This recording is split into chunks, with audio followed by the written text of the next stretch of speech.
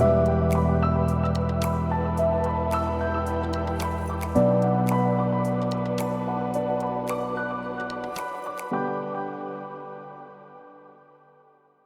Namaskar viewers. Good morning to all of you. I am Sanjeev Pandya welcoming you to another episode of the Astro Gyan Show. Astrology and astrology का ज्ञान यानी कि knowledge of astrology, ये बहुत ज़रूरी होता है astrology को समझने के लिए, जानने के लिए। हर कोई चाहता है कि मुझे पता करना है कि मेरी कुंडली कैसी है, मेरी कुंडली में कौन सा ग्रह कहाँ पे है, मैं कितने पैसे कमाऊँगा और मेरे फैमिली में जो है वो सब ठीक होंगे कि नहीं, मेरा बच्चा बच्ची पढ़ाई करेगा नहीं करेगा, ये सब जानने के लिए एस्ट्रोलॉजी जानना बहुत ज़रूरी होता है।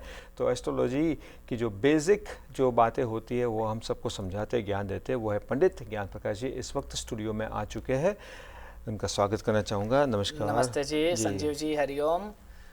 टीवी एशिया के दर्शकों को सादर नमस्ते जी। बिल्कुल, आज फ्राइडे का दिन है, तो शुक्रवार के दिन की आपको बहुत बहुत बधाई हो। चलिए ठीक है, जैसे पता है ना कि शुक्रवार का दिन आता है तो सबके मूड अच्छे हो जाते हैं। शुक्र शनि रवि ये तीन जो होते हैं वो बहुत अच्छे मूड वाले होते हैं, और अभी तो मतलब समर शुरू होने वाला है, तो everybody is in a good mood. So happy Friday to all of you viewers. Thank you so much for watching the show. Remember, any astrology related question you have, you can send us an email astrogyan@tvasiausa.com, or you can call directly Pandit ji on his phone number that you see it on the screen. पंडित जी, आज बृहस्पति को लेके 10th, 11th and 12th house, कुंडली के जो आखिरी तीन घर जो होते हैं, स्थान जो होते हैं, इसके ऊपर हम बात करेंगे कि अगर बृहस्पति वहीं पे हो तो फिर क्या होता है, क्या नहीं होता। पिछले कुछ दिनों से हम बृहस्पति को लेके बात करते हैं, लेकिन आज ये बात करेंगे। तो मैं आपसे ये पूछना चाहता हूँ कि यहीं से आप शुरू करना चाहोगे कि आप बृहस्पति के बारे में कुछ हमें बातें बताओगे, गुरु ग्रह के लेके कुछ हमें बातें बताओगे? हाँ जी, अगर देवगुरु बृहस्पति किसी व्यक्ति के पुरुष की कुंडली में 10वें भाव में आ जाएं, तो 10वां भाव जो है कर्म का भाव है, कर्म स्थान कहा गया है, पिता का स्थान कहा गया। तो ऐसे लोग जो है बहुत ही एक तो धनवान होते हैं। अच्छा। और धनवान के साथ कभी कभी देखिए कुछ लोगों के पास धन है लेकिन उनको कीर्ति नहीं मिल पाती, तो ऐसे लोग धनवान भी होते हैं और सुकीर्ति को, मतलब दो तरह की कीर्ति होती है संजीव जी। एक अपयश होता है कि किसी की बुराइयां दसों दिशाओं में फैल रही हैं जी, और कुछ लोगों की यश फैलता है।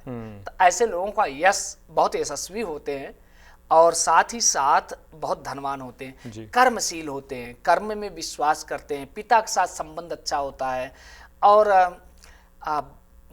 बहुत ही जीवन में सफलता अर्जित करते हैं अगर 10वें भाव में गुरु किसी के कुंडली में बैठ जाए। अच्छी बात है। चलिए ठीक है।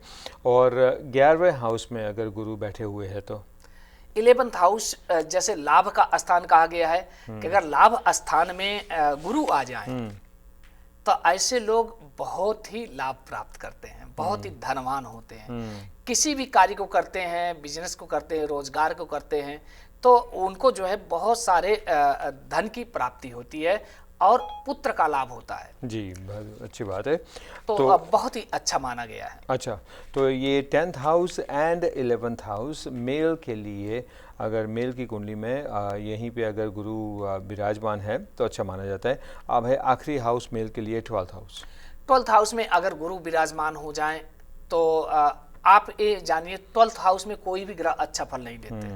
12th house and 8th house, मेरे ख्याल से 8th हाउस में भी अच्छा नहीं फल देता। और कई बार 4th हाउस मैंने नोटिस किया, कई बार, नॉट ऑल द टाइम। हाँ जी, 4th हाउस भी, अगर 4th हाउस, कुछ ग्रह बहुत अच्छे फल देते हैं जी, कुछ ग्रह नहीं अच्छा फल देते। 4th है, 8 है, 12th हाउस है। 8 और 12th हाउस में तो अक्सर जी बुराई होता है। हाँ, कोई ग्रह अच्छा फल नहीं देते हैं। Why is like that? Why is it? अब ऋषियों की गणना है। अब देखिए, जो ज्ञान ईश्वर ने दिया उस पे हम क्वेश्चन मार्क नहीं कर सकते। नहीं, क्वेश्चन मार्क नहीं कर सकते। वो मैं जस्ट ऐसे ही कोई ऐसा रीज़न हो जानना चाहता था कि बिकॉज इट्स नंबर 8 एंड कहते हैं ना 8 से जुड़े हुए काफ़ी सारी चीज़ें ठीक नहीं होती है। मैंने जो पढ़ा है वो मैं कहूँगा। मैं एक चीज़ आपको बताऊँ कि 8 नंबर कभी कभी मेरे मित्रों से मैं कहना चाहूँगा कि विश्वास करना बहुत आवश्यक है, कभी अंधविश्वास ना पड़े। कि नंबर जो है अष्टम हाउस को आयु स्थान कहा गया है, लेकिन कोई कोई ग्रह वहाँ अच्छा भी फल देते हैं, लेकिन मैक्सिमम ग्रह जो है अष्टम अच्छा हाउस नहीं में और 12th हाउस में अच्छा फल नहीं देते। अगर किसी पुरुष की कुंडली में 12th हाउस में बृहस्पति आ जाए तो ऐसे लोग दुष्ट प्रवृत्ति के होते हैं और दरिद्र होते हैं। तो अच्छा और बहुत खर्च करते हैं। अच्छा। अब जैसे अगर बृहस्पति अच्छे ना हो तो दुर्बुद्धि से युक्त होंगे, दुर्बुद्धि होगी तो अपने धन को खर्च करेंगे, और कहाँ खर्च करेंगे? गलत कार्यों में। तो जब आप गलत कर्म करोगे, गलत कार्यों में खर्च करोगे तो निश्चय ही आपके जीवन में दुख आएगा। तो 12th हाउस जो है बृहस्पति के लिए अच्छा नहीं माना गया है। बिल्कुल। तो ये बात हो गई मेल को लेके, 10th house, 11th house and 12th house. अब बात करेंगे हम फीमेल्स को लेके। फीमेल की कुंडली में अगर जो है आ जाए गुरु 10th हाउस में, 10th हाउस में जी, तो बहुत ही अच्छा माना है। 10th हाउस जैसे पुरुष के लिए बहुत अच्छा माना गया है। 10th हाउस 11th हाउस बहुत अच्छा स्थान जी, माना जी, जाता जी, है। वहाँ पे अक्सर मैक्सिमम ग्रह अच्छा फल देते हैं। तो अगर स्त्री की कुंडली में आ जाए तो बहुत साध्वी होते हैं और सौभाग्य युक्त भी होते हैं, कर्मशील होते हैं, अच्छे कर्म करते हैं, पिता के साथ अच्छा संबंध होता है। तो स्त्री की कुंडली में अगर वहाँ पर गुरु विद्यमान है 10th हाउस में, बहुत अच्छा माना जाता है। 10th हाउस वैसे कर्म स्थान होता है ना? कर्म स्थान। जी।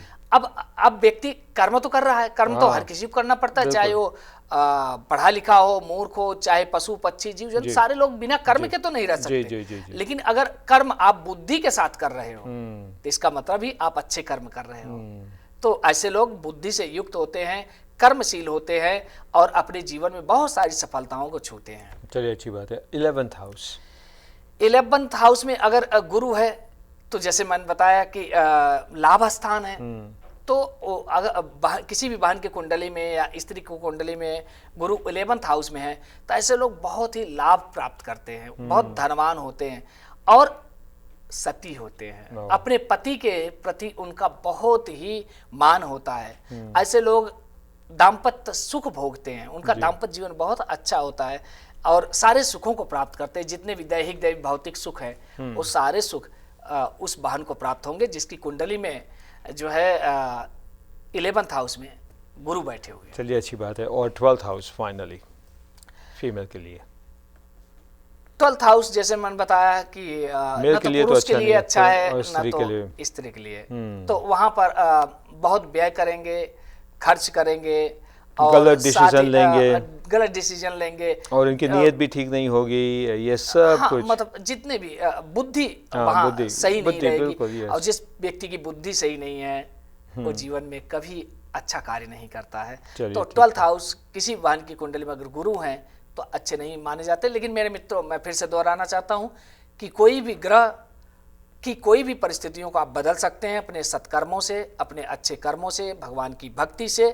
आप किन्हीं परिस्थितियों को बदला जा सकता है। दान करने से, दान करने से, मंत्र मंत्र करने से, जप तप करने से, जी, बिल्कुल। यज्ञ अनुष्ठान करने से, और सेवा करने परोपकार से, सेवा धर्म से, सत्य के मार्ग पर चलने से आप किन्हीं परिस्थितियों को अपने जीवन में बदल सकते हैं। और बस यही, अगर आप जानना चाहते हो डिटेल में तो पंडित जी का कांटेक्ट आप कर सकते हो या तो हमें ईमेल भेज सकते हो। एक छोटा सा ब्रेक लेते हैं। Will be right back after this messages.